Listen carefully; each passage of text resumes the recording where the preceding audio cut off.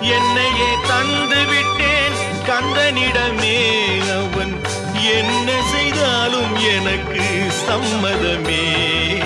எந்தன் குரலில் இனிப்பதெல்லாம் கந்தன் குரலே, இன்பம் தந்து காப்பதெல்லாம் கந்தன் அருளே.